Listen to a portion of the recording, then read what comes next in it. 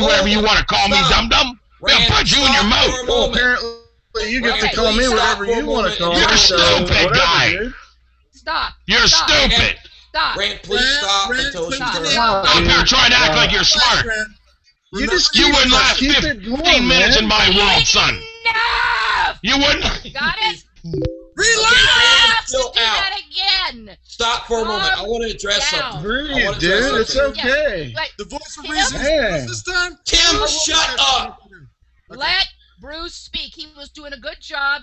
Rand came in, got upset, started yelling. Rand, if you'd have just waited a minute, you would have heard what Bruce was saying, and it was very good. So let's all be calm. Bruce, go ahead. Okay, Timothy, you called him a hypocrite, but what? You're not?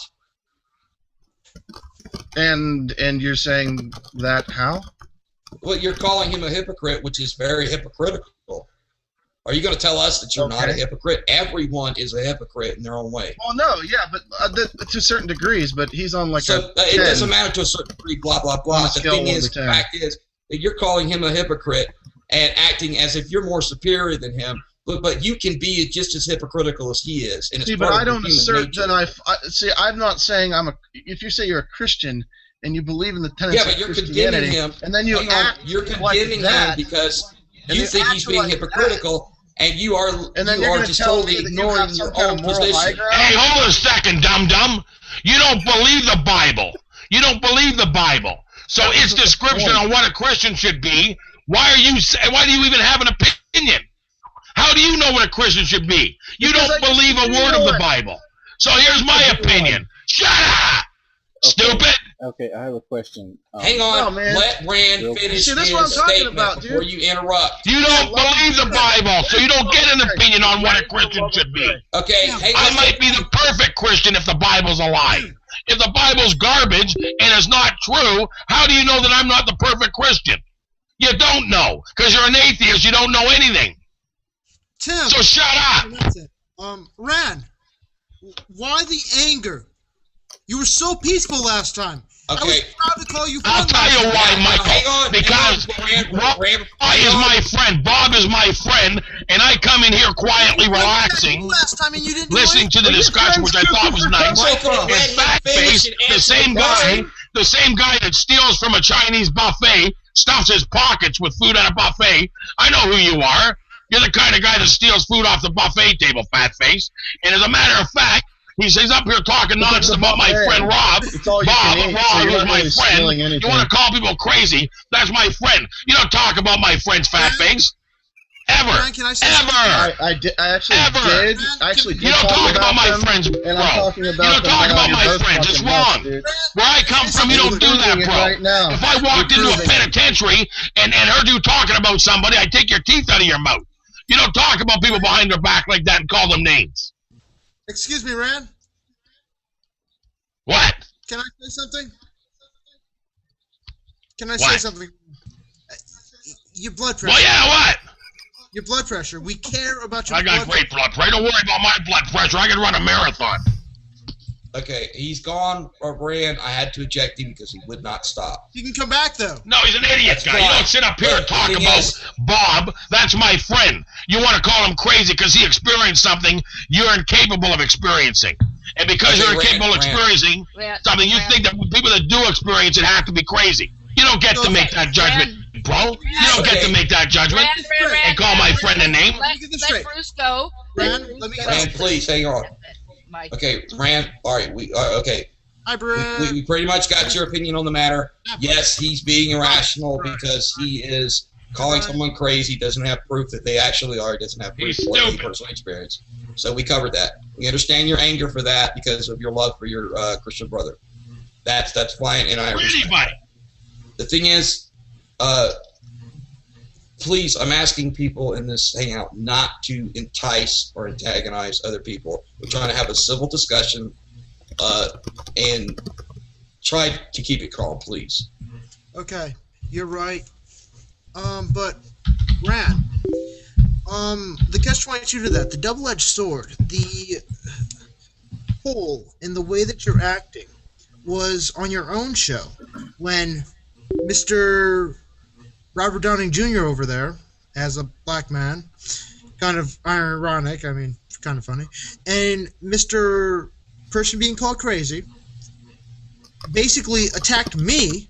You didn't say anything. You just let it happen. And I listened to your conversation. Don't play victim with me, Michael. Don't make me sit you down and scold you in front of the rest of the class. Here's the bottom line: when you left my hangout and you went to hang out with Muskoka, I was listening to you guys talk, and you were very proud of how you handled yourself. You were very happy with the way you handled yourself.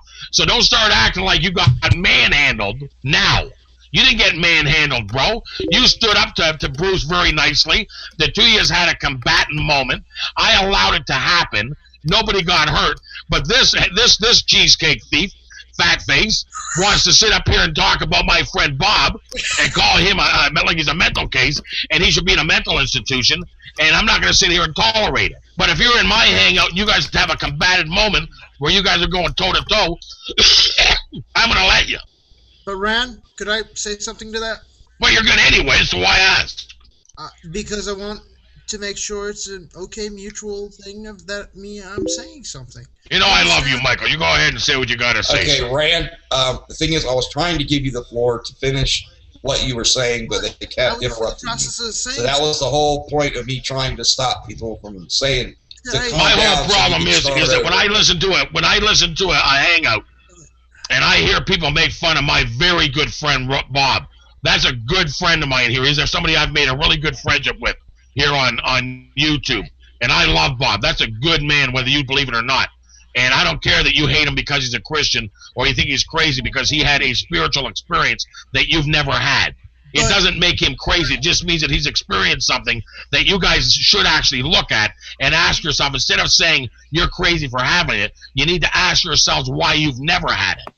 Why there's so many people in the world that have had spiritual experiences, but you've never had one. If that would be my biggest concern. You don't call my friends names. I don't care who you are. I got enough money. I'll have your side of the planet taken out. Hey, Ran. Come down with a big buzzsaw and cut half the planet off and put you in another part of the atmosphere. Ran, if that happened, we'd be on the same side of the planet, just to give you a heads up. But here, question... Well, I'd move you here, Michael. But question with boldness, even the existence of a God, because if there be one, he must approve of the homage of reason more than that of blindfolded fear. Why? Because you say so? No, because Thomas Jefferson said so back in 1787. Well, wait a minute. Hang on. For anybody that says anything, you guys were against me for appealing to the authority of what one of the presidents said, or both of the presidents said, about how the basis of our liberty were founded through Christianity or religion. But now you're appealing to what he said on that matter. I think you're special pleading, and that's very hypocritical. He is, of course he is. I'm showing that there was a two-sided party system working at the time, one of it being of a non-religious mindset, and basically that countered that wrote the Declaration of Independence itself, that basically was a key figure in deciding the documentation that would run this country. He was the 6th president of our country, for God's sakes. Okay, but we have the first and second presidents of the country, for God's sakes, that stated that those religious principles were the foundation of our liberty. Yet the person that was actually in charge of drawing up the documentation itself basically was of a deist or secular mindset. I thought we already covered this. Yeah, guys, let's move on, okay? Let's go on to something else, okay? Can I say one thing here, please? Wait, before anyone goes on. I think it should always be a rule in Hangouts that, with a few exceptions, we shouldn't talk about people who are not here. Okay? The exceptions might be if someone rage quits on you, and you are in the process of discussing something, you can finish that discussion. But, let's try to remember not to talk about people who aren't here because they can't defend themselves. What if you get rage blocked? Well, then that's your problem. We're going to talk about you. Well, I didn't necessarily block anyone. I actually had to eject a few people because they kept. I got booted, and it was just total chaos. Okay, Bruce, let's go on. Okay. Now back on topic. So yeah, Rand, you agree that neither is better for politics, religion, or a bigoted mindset, the intolerance of religion. Fuck this. What? I think there was a time for it. I think that time has passed. I think that this world is separating.